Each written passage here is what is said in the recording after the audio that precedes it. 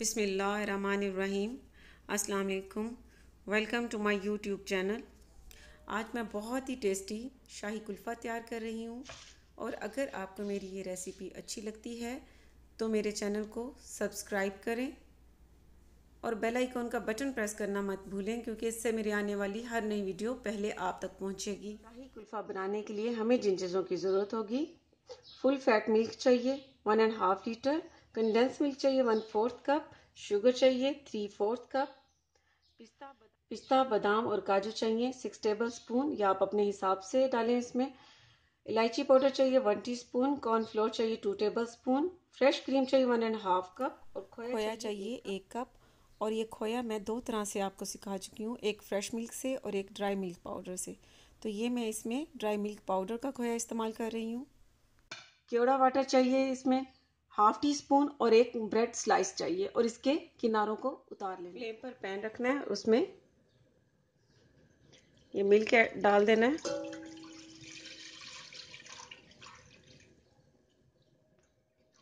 और साथ ही ये शुगर डाल देनी है। अब इसे मिक्स कर लेना है। अब दूध और चीनी को मिक्स करने के बाद इसे स्लो फ्लेम पर उस वक्त तक पकने देना है जब तक कि ये 6 कप से 3 कप बाकी रह जाए। ब्रेड स्लाइस के किनारों को उतारकर इसे तोड़कर ब्लेंडर में डाल देना है और साथ ही इसमें मिल्क ऐड कर देना है और कॉर्नफ्लोर ऐड करके इसको ब्लेंड कर लेना है।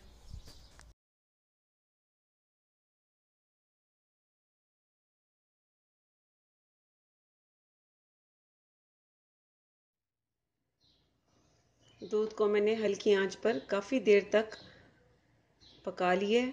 ये तकरीबन अब 6 कप से 3 कप रह चुका है।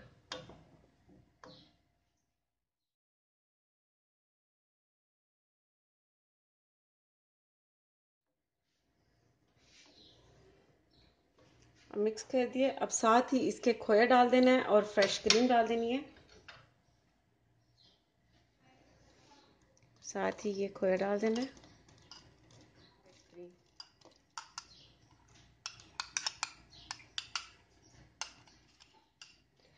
और ये कंडेंस मिल्क।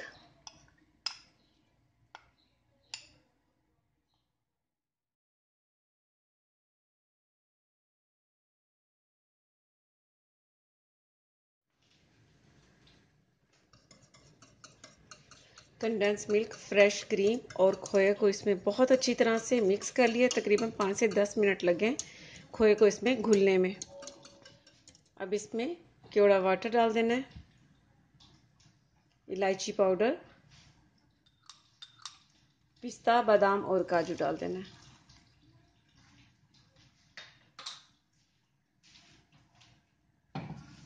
और इन सारी चीज़ों को अच्छी तरह इस तरह मिक्स कर लेना है। अब इन सारी चीज़ों को मिक्स करने के बाद फ्लेम को बंद कर देना है और इसे कुल्फ़ा को रूम टेम्परेचर पर आने देना है। शाही कुल्फ़ा जो मैंने बनाया था ये रूम टेम्परेचर पर आ चुका है। अब इन्हें मोल्ड्स में डाल लेना है। आप बाउल में भी डाल सकते हैं, अपनी पसंद की शेप में डाल सकते हैं।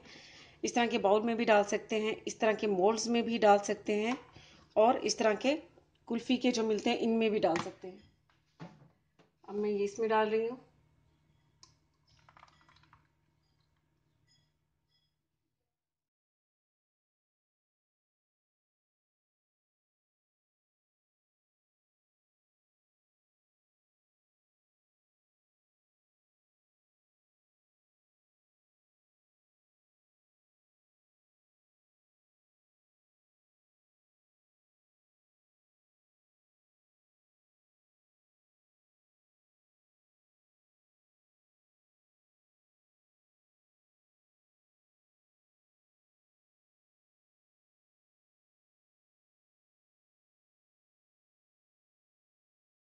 मोल्ड्स में डालने के बाद और बाउल में डालने के बाद आप रेफ्रिजरेटर में रख देना है 7 से 8 घंटे के लिए, या फिर ओवरनाइट भी रखा जा सकता है ताकि ये अच्छी तरह से जम जाए।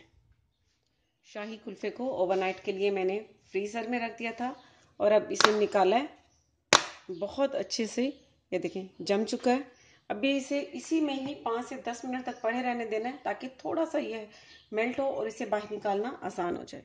इसे बाहर रखे हुए 10 मिनट हो चुके हैं।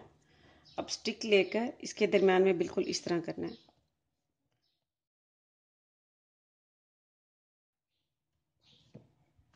अब इस तरह दरम्यान में स्टिक लगाने के बाद इसे इस तरह गोल हल्का सा घुमाना है और इसे इस तरह बाहर निकाल लेना है। ये देखिए बहुत ही टेस्टी और बहुत ही डिलीशियस शाही कुल्फ़ा तैयार है। इसी तरह आपने ये सारे कुल्फ़ा जो मैंने मोल्ड्स में रखे थे ये निकाल लेने हैं और इसे भी निकाल कर और कटिंग कर। अब शाही कुल्फ़े को मैंने मोल्ड से निकाल दिया और अब इस तरह आप चाहें तो ये पिस्ता लगा देना है इस तरह, और ये वाला भी इसी तरह निकाल कर और इसकी भी कटिंग कर लेनी है। ये बहुत ही टेस्टी शाही कुल्फ़ा आप इस तरह भी खा सकते हैं, ऐसे ही बहुत अच्छा लगता है और रबड़ी के साथ तो बहुत ही ज़्यादा अच्छा लगता है।